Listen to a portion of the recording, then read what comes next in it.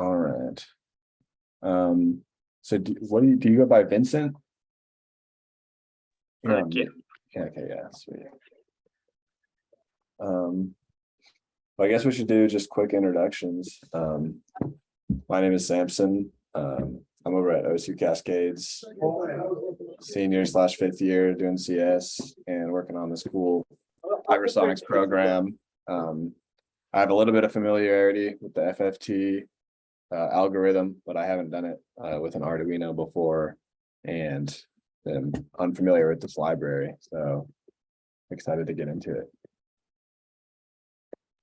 All right. My name is Vincent. I'm a fourth year student in OSU Corvallis, and I'm majoring in physics and mechanical engineering. And I am currently working on the Pied Piper project at Open's Lab.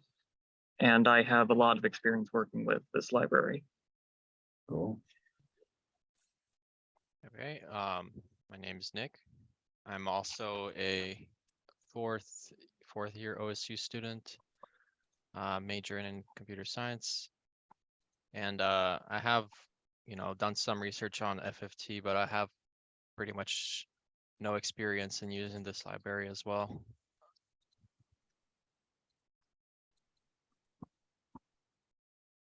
All right. Yeah, so I don't really have anything like set up for this meeting, or I don't know anything specific really. I was just, if you have anything, Vincent, we've both forked the repository and have it open. We're still waiting to get our hands on Arduinos to play with it.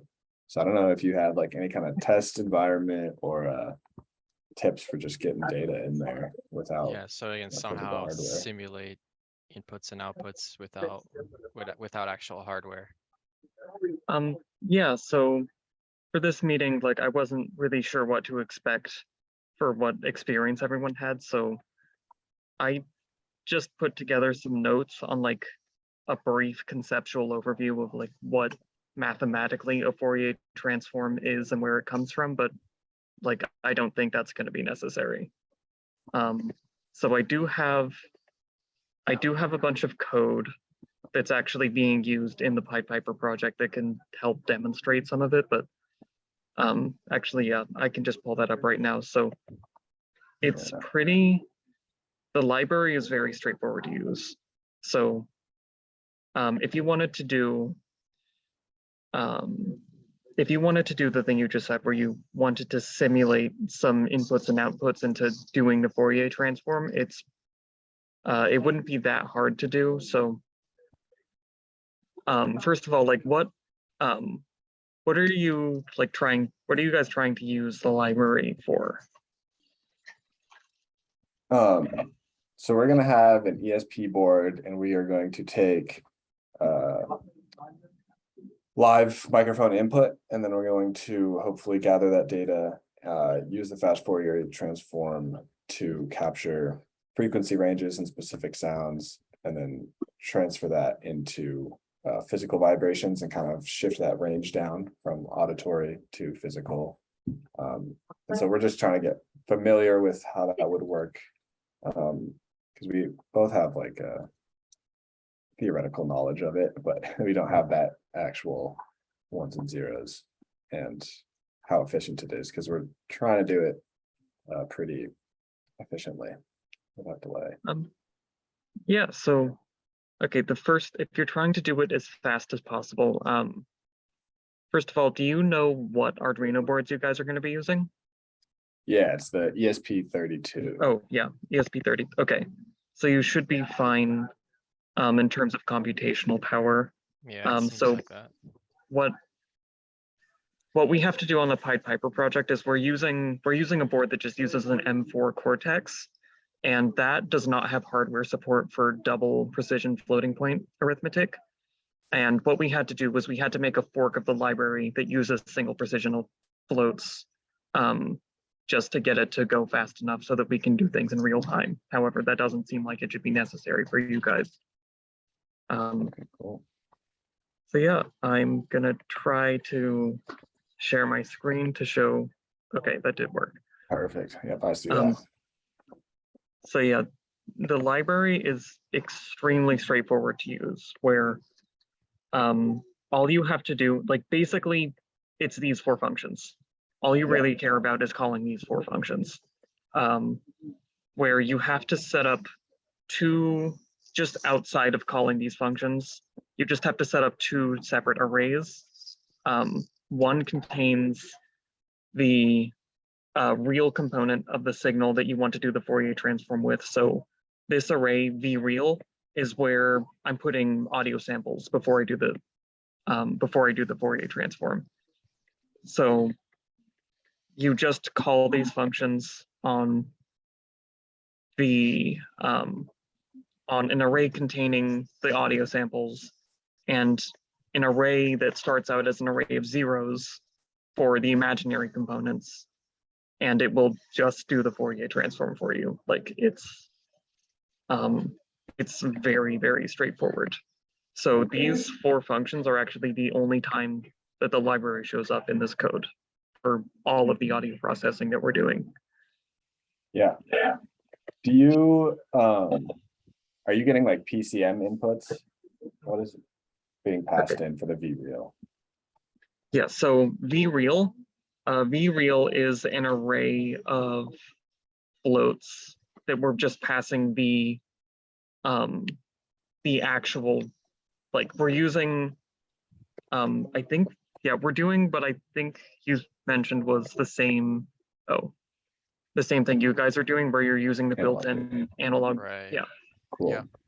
So yeah, just using the analog read pins, we just read the voltage coming out of the microphone preamplifier every some hundreds of microseconds for whatever works out to a 4 kilohertz sample frequency. And then those all get read into an array just directly as floats. So just raw voltage data straight into vReal. And then FFT.DC removal, this function just subtracts the mean of the function. It calculates the mean of all of the numbers in vReal and subtracts it. And that's just so that you don't get a huge 0 hertz spike at the Fourier transform at the output. Because obviously all of our numbers, so we have a 12-bit, we're working with a 12-bit ADC, which means all of our numbers are oscillating around roughly 2048. So just so that we don't get an absolutely gigantic spike at 0 hertz corresponding to the DC component that they're oscillating around, you just call this function and it subtracts it out. Kind of like equalizing it, basically. Yeah, pretty much. And then windowing. What was that? No, never mind. Go ahead. Oh, yeah. Okay, so the windowing function, this is just, so are you guys aware of the effects of like, what is it called? Spectral bleed, I think. So like, are you guys aware of why windowing in FFTs is important? Yeah. Okay, well, that function does that. Okay. What do you guys use for your window size? Are you scaling that at all, or is it a stagnant value? Yeah, we're just using a static value for our window size. Okay. Obviously, it has to be some power of 2. I'll have to dig through and figure out what it was. Yeah, we're using 256. Wow. And that's for our sampling frequency. That's actually kind of small, but that's just because we don't need very much. We don't need very much precision for the actual frequencies. Like we just care about just calculating as many windows as fast as possible. Okay. And you guys are doing in place FFT? Yeah. Yeah. Okay. So I think the library. Oh, what was that? That was all I had. Yeah. Oh, In place.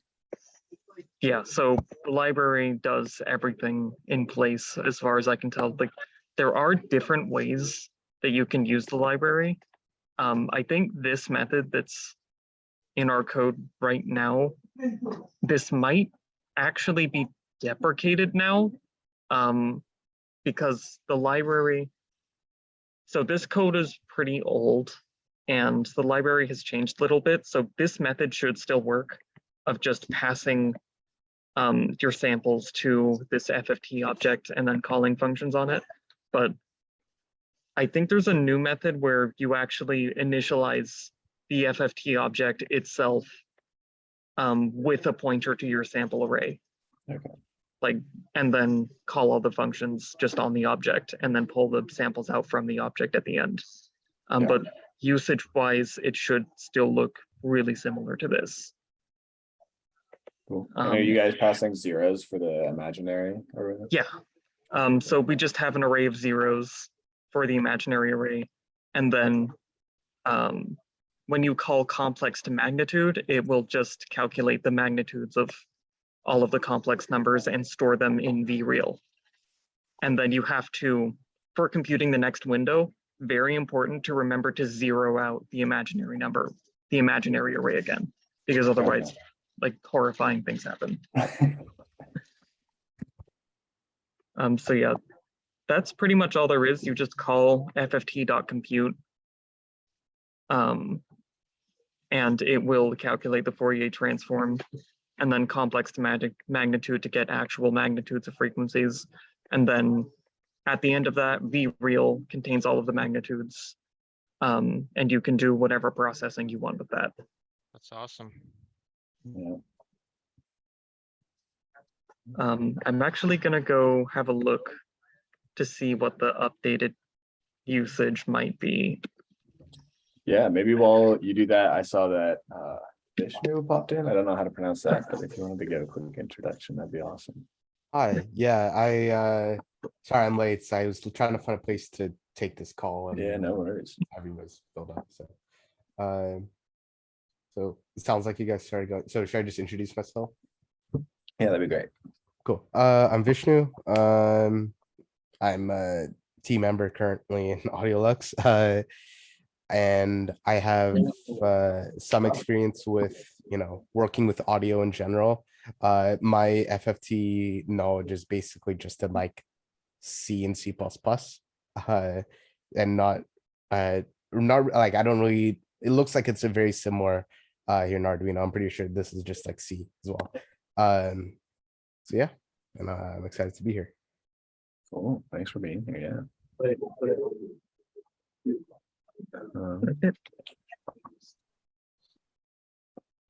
So yeah, I just finished checking. It looks like the new way you're supposed to use all of the functions is, as I just said, where when you construct the Arduino FFT object, you pass it pointers to the arrays where you're storing your real and imaginary samples.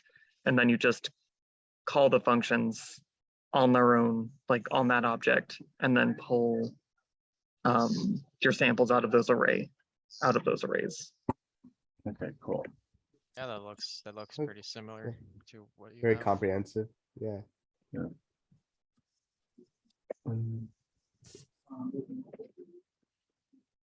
So yeah, sorry. So So, yeah. just so I'm caught up to speed, what's Pied Piper in particular? Okay, Pied Piper is a project that, it's a project designed around developing vibrational insect traps. So there are certain species of bugs that are causing problems for wine growers right now, because they can spread viruses that infect grapevines and do bad things. And these bugs, they're difficult to lure normally because they don't really have pheromonal signals that we can reliably exploit to lure them into traps for studying them and controlling them. So this project is about using their mating calls to lure them and control them. And what we do is we attach, so their mating calls are in the form of vibrational signals rather than audio signals through the air. So it's like vibrations in the plants that they're sitting on. So what we do is we have these devices in the field that have contact microphones attached to plants that are constantly doing audio processing, looking for their mating calls. And then when it detects one, it uses a vibration exciter to play back a mating call of the opposite sex to lure the bugs towards the trap. I see. That's really cool. Yeah. Um, so I guess my question, based off of what you said, is I'm curious how you came about your FFT window size, because one of the big components that we're supposed to be kind of tackling early on is just analyzing how best to implement the FFT for our situation. And so it sounds like you had a specific noise range that you're working with for insect noises. How'd you come Yes. across 256? That's just So our window size was mainly decided by what audio processing techniques we were using for our mating call detection algorithm. So our detection algorithm is actually really, really simple, where actually I can hopefully show you guys a spectrogram of one of the mating calls that we detected in the field recently. Hopefully I can find it in a reasonable amount of time, but our detection algorithm is based all around just looking for, oh, okay, here it is. Hopefully this isn't going to be painful to share my screen for just a single image.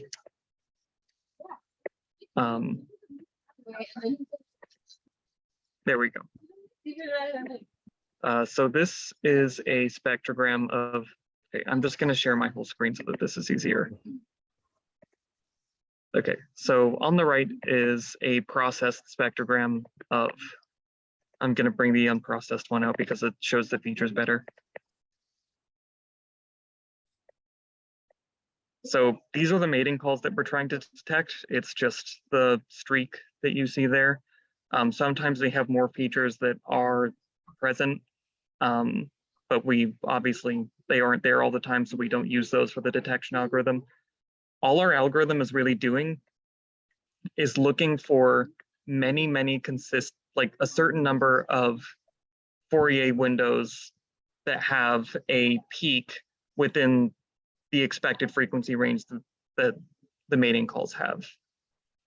So we do, in the process of doing that, we do a bunch of, we do some processing to remove environmental noise, but that's not super relevant. It's like to our window size. It's mostly just down to the fact that our window size was decided by what the range of frequencies are that we expect the mating calls to span over the course of them. So we see that they start down at around 150 hertz and end somewhere at the top of like close to 200 hertz.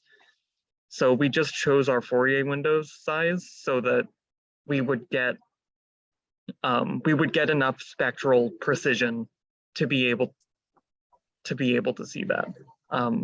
So that we would get every single, like our divisions would be at about 25 to 50 hertz. gotcha. And How did that clearing out of background noise work, if you don't mind? oh yeah, so this is something you hopefully shouldn't have to worry about for your application, but Yeah. we do have to do a bunch of processing in order to, because the thing about attaching a contact microphone to a random plant in the outside world is that it's just a constant disaster of noise all the time, whether it be from like wind rustling leaves or rain or something like that. So we do the stuff that we do to filter all of that out. We mostly take advantage of the fact that noise and just components of the incoming signal that we don't care about will tend to have some consistent statistical distribution over time in the frequency domain.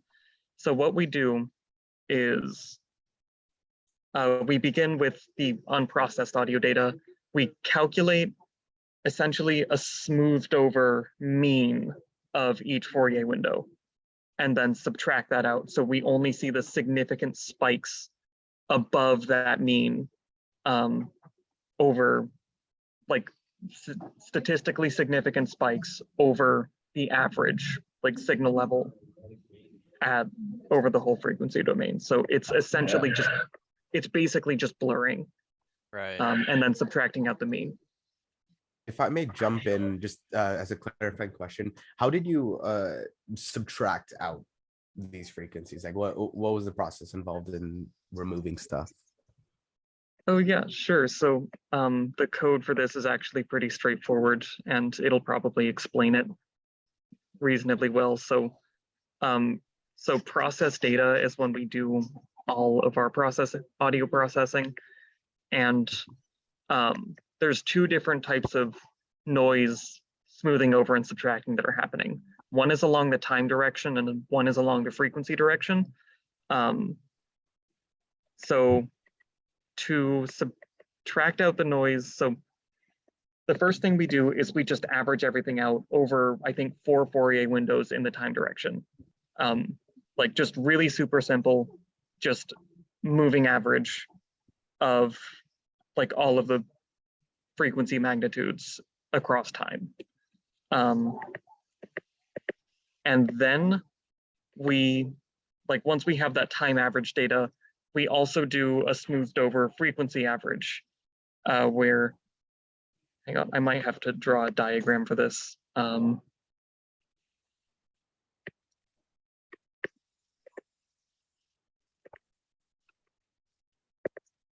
Okay, so if this is a graph of like one Fourier window that we just calculated, what we do is in the frequency direction, like just along each Fourier window we reported, we calculate the average using a like sort of an average signal level that would look something like this. And we do that by just looking at each point that we recorded in the data and just replacing it with like plus or minus average some number of indices. And when you average, is it like a continuous? Oh, sorry. Is it a continuous average? Meaning like the more data points you parse, the more fine-tuned the average becomes? Or is it just like you're averaging based on the sum of some chunk and you're going chunk by chunk? We're mostly for the frequency averaging, we do it just chunk by chunk. So what happens is first we go through and we time average everything. That's like straightforward, just a moving average. So that does kind of get better as a few more Fourier windows come in. And then once we calculate the time average, we calculate the frequency average like this, the red line on the bottom. And then what we do is we just subtract that frequency average from the data and then set all of the, set anything less than 0 equal to 0. So like we calculate this red line at the bottom just by averaging within plus or minus a certain range of each point within each Fourier window. And then we subtract the red line from the original blue line. And then that just leaves the really, really big important peaks that we actually care about. Yeah, that makes sense. Yeah, so that's all that's really to our signal processing. Then we just, after we do all of that, which does a pretty good job of eliminating most like constant environmental noise that doesn't fluctuate very much in signal magnitude or anything. Then we just do a really simple, just usual, like look within the frequency range that we're looking for, see if there's a gigantic peak where the derivative of the function changes sign, and see if that peak is above some threshold. And then we count up the total number of those peaks we have in the past 8 seconds of audio and see if that number is again above some threshold. And if it is above a threshold, then we just then that counts as a positive detection. But yeah, you guys hopefully shouldn't have to worry about the smoothing over and subtracting out noise as much, because if you're recording audio through the air, it hopefully just shouldn't be anywhere near as noisy. So Yeah, like that makes sense. the actual magnitude of the mating calls that we're looking for, it's like it can be like 2 to 3 orders of magnitude smaller than whatever random environmental noise is happening at any given time. So it's like this is all just a solution to a challenge that you guys hopefully shouldn't have to deal with. Yeah. Do you guys use any biquad filters? You guys do any like low pass or high pass? Low pass filter, so obviously we have a band pass filter at the input of our, like at an electronics level Okay. for our actual audio recording, but we aren't doing anything like that during our digital signal processing. Gotcha. And even then, it wouldn't, like a filter like that wouldn't be super meaningful for the processing that we're doing, just because it would just amount to chopping off some part of the diagram and not paying attention to it, like some part of the frequencies domain. Yeah. Gotcha.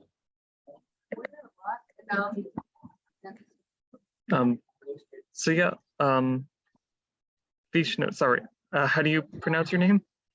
Oh, you got it right, Vishnu. You can call me Shnu or Vish if that helps. Just take it apart. Yeah, that definitely does help. Yeah, it sounds like your like Pied Piper does things not necessarily in real time, in the sense like, so I'm not sure. I don't, if I'm being honest, I don't recognize anyone else in this call. So I don't think we're all in the same project. So my project is like you're accepting audio while it's happening, while the audio is happening, and then producing some results based on that. So I was just kind of considering like how averages could be done, right? And how you would mutate those values based on that. So this was definitely very helpful for that. Yeah, so for Pied Piper, like we are doing stuff real time where we actually have to do some really, really annoying stuff that you guys might be able to avoid, where we can calculate Fourier windows, like Fourier transforms fast enough and do all of our signal processing fast enough so that we can calculate one Fourier window by the time we record another Fourier window worth of samples, but we can't do all of that by the time that we calculate another audio sample in 1/256th of the time in our case. So we actually have to use an interrupt timer to calculate like an interrupt service routine for sampling stuff. And that gets really annoying when we're dealing with like off-board communication and stuff, because we have to keep turning it off and then back on again. So that hopefully, do you guys have to use an ISR thing for your sampling? Because if you can avoid it, I would recommend avoiding it. I don't think we do, but I'll have to double check the source code from what we already have. Okay, yeah, so like the way that ours works is, in order to record and process audio at the same time, we have to, we're recording samples into a volatile array that just sits there and gets filled while we're still processing the previous window. And then we check as frequently as we can whether that array is full. And when it's full, we pull all of the samples out of that array into VReal, which is where Arduino FFT then proceeds to actually do its stuff. Okay.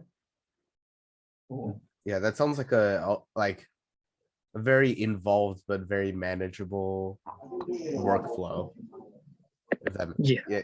So where it's like there's a lot to keep track of, and I think maybe on a team end or on a personal end or something, we can have some board keeping track of like a quick reference sheets. I don't know if you guys did anything like that, but I feel like that might be helpful. You could speak to if that's how well that works.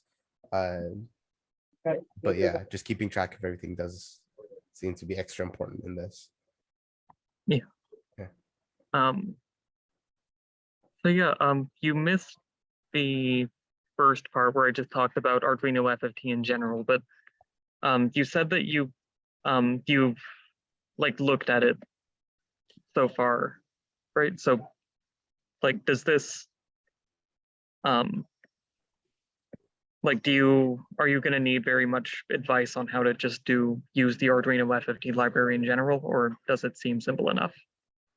It mostly seems simple enough. It's mainly the mutation of values that's got me a little I mean, I think the mutation of values actually is not as big of a problem as I'm thinking. But so actually, all right, sorry, I'm kind of jumping all over the place. One of the things that we're doing in my project kind of involves, I believe it involves prediction.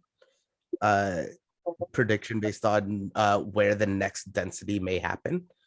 And so like, just so you're aware on what AudioLux is that you hear some, or like someone speaks some audio or is playing some instrument and it gets converted into light. And we understand the different forms of light differently. One thing that I'll be working on is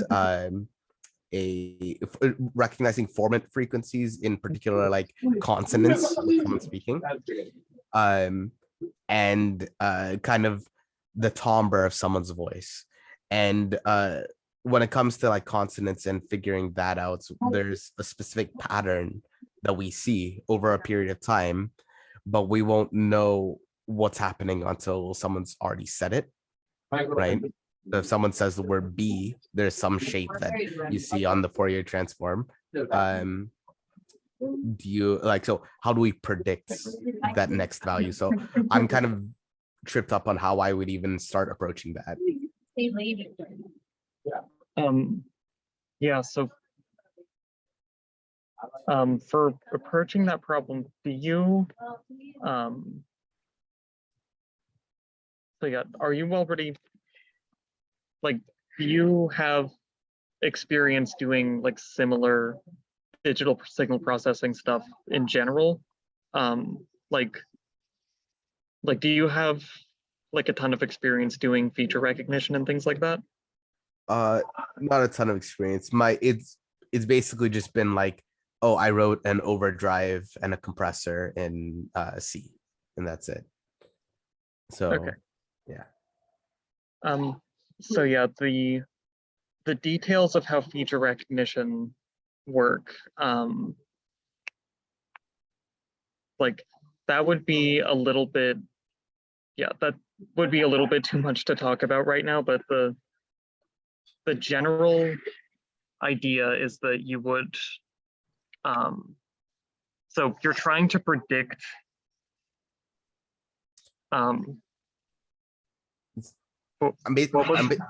sorry, I'll just jump in. I'm trying to predict a pattern. Like, so if you go to your shape where you see the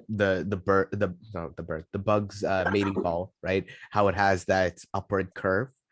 Yeah. There's a few types of patterns that where we might see things of that shape, or we'd see some inversion of that shape. But I want to know if it is going to be that shape before, or while or before it's happening, if that makes sense. And it's possible in my mind, but it sounds very computationally expensive. So if there's a better way to do it, that'd be great. Yeah, so like you had a question about before, I think, about how we were doing our averaging, right? Yeah, it just mutating values in general, but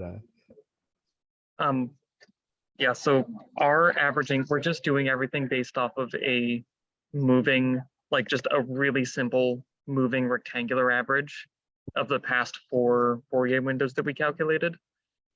So what we're doing is, once we read everything into, like once we compute a Fourier transform, we read everything into a secondary array containing unprocessed Fourier transform data from the past 4 Fourier windows. And then once we calculate a new, like when we calculate this new Fourier window, we then go into an even bigger array that stores frequency data over the past 8 seconds of audio. And then we calculate the mean of whatever is in that unprocessed array and place it in the next position in the bigger processed array. So we're doing, so the big processed array that we're actually doing our detection algorithm on is an average over the past, whatever, 4096 over 256. No.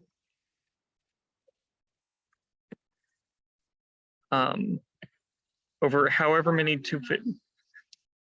over like, I think it's like 1/4 of an 1/8 of a second of frequency data is what we're averaging over. And I don't know if that's going to be, like, does that seem like it'll be fast enough for your application? Yeah, that sounds pretty fast for, it seems fast enough, basically. Yeah. And also you can, if you're sampling at a higher rate, which you probably will be if you're processing like human, like something with a bandwidth of a human voice, then that you can get that way faster than even that, just using a simple moving average. Okay, I can, so just kind of like a sliding window average, basically. Yeah, although I would recommend, if you're doing any complicated feature recognition, I would recommend you use a Gaussian window for that. So we're just using a rectangular window because our processing, like, it's not that complicated. We're just looking for a band of frequencies pretty much. But if you're doing any more complicated frequency like feature recognition than that, then I would recommend using a Gaussian time smoothing window. Okay. Yeah, that seems, yeah, that I'll keep that in mind when we're doing the sliding window stuff.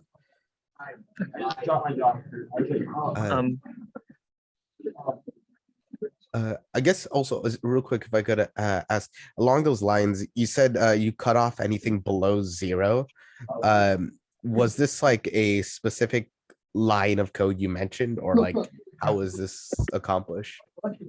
Oh, so the cutting off anything below 0, that is, so once we calculate and subtract out the average, obviously there are going to be some parts of the, so what we're really doing with all of this audio processing and recording a million Fourier windows is we're basically just computing the spectrogram of the past 8 seconds of audio.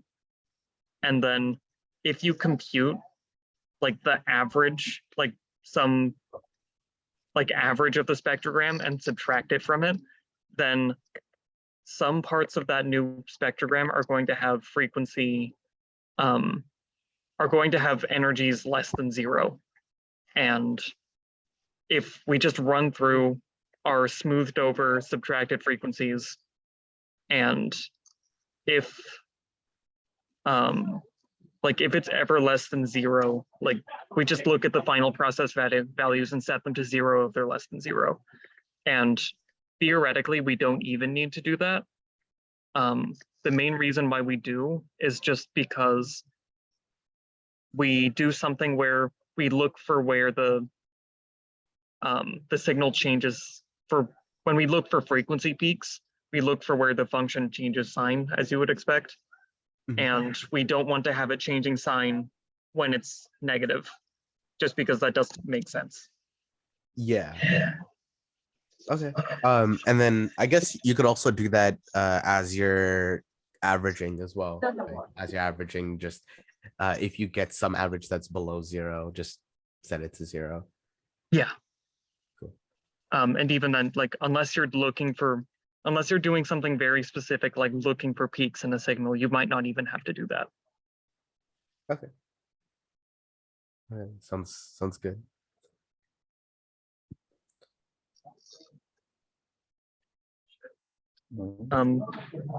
So yeah, so how, I mean, this wraps back around to the thing that I thought that I might have had to have talked about, but it didn't seem super necessary. But how, for feature detection, like how familiar are you guys with the concepts of like signals are actually vectors and they can have components that are vector valued and you could do dot products with those things? Like, does that sound familiar at all? To me, yeah. It sounds familiar, but it is nothing that I've actually implemented. So Same here. Yeah, same boat. Okay. So yeah, now it's probably going to be a little bit too much to talk about right now, but I guess on our next meeting, I can talk about that stuff. It's mostly that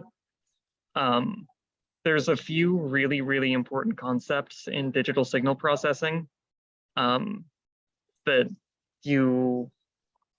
that are just really necessary for doing stuff like feature recognition. And they're also involved in how Fourier transforms are mathematically derived.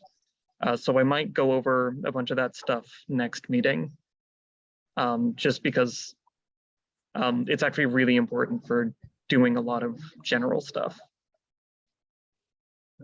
do you have any resources that you found particularly helpful, whether it's blog posts or anything that you recommend we look over? Blog post. So General forums. there might be one. Okay. So most of my knowledge of all of that actually comes from physics classes, where we use a lot of that information for where we use a lot of the same concepts for calculating random physics stuff. And I guess I could send you guys to some of the open source physics textbooks we used, but like the context in which that information is used is going to be really, really different from what you guys are trying to do. So I think it'll be, I think it'll be easier if I just talk about it personally next meeting. Yeah, that sounds good. So actually, I'm going to see if I can, no, okay, those textbooks are not going to be useful to you guys because they go back and forth between like deriving Fourier transforms from Fourier series and then immediately applying it to quantum mechanics. Yeah, maybe not. Yeah. So yeah, is there? Yeah, back to the simulating without actual hardware for now.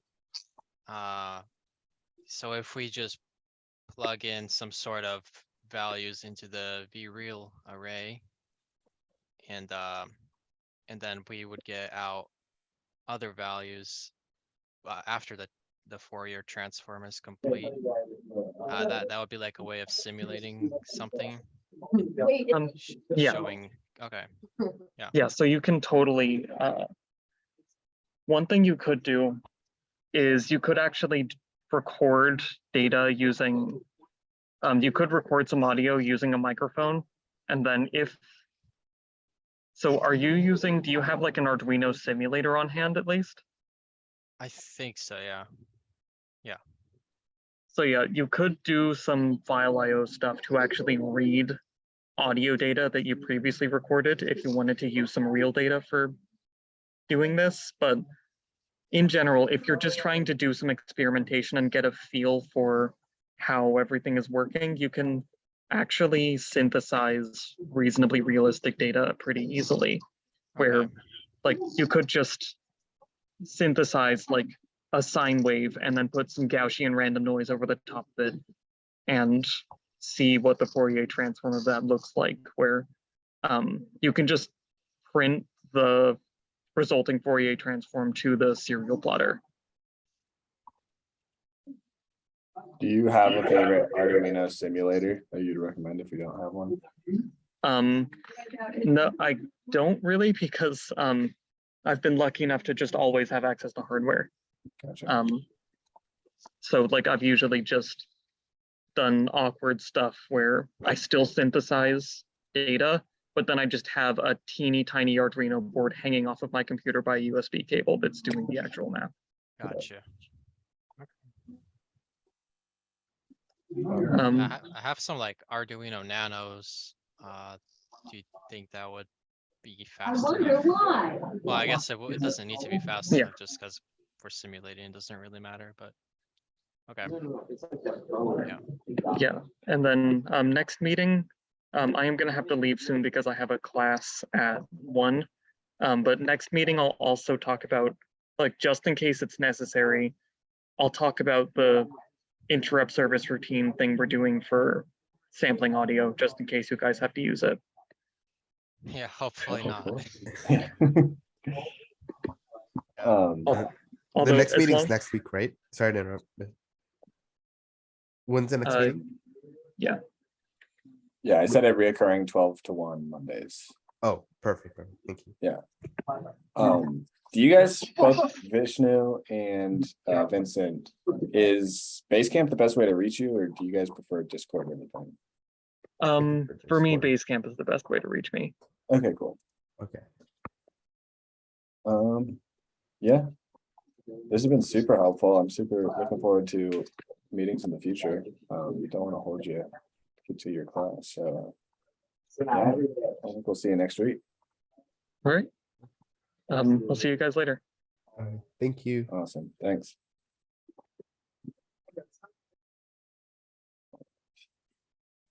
Is there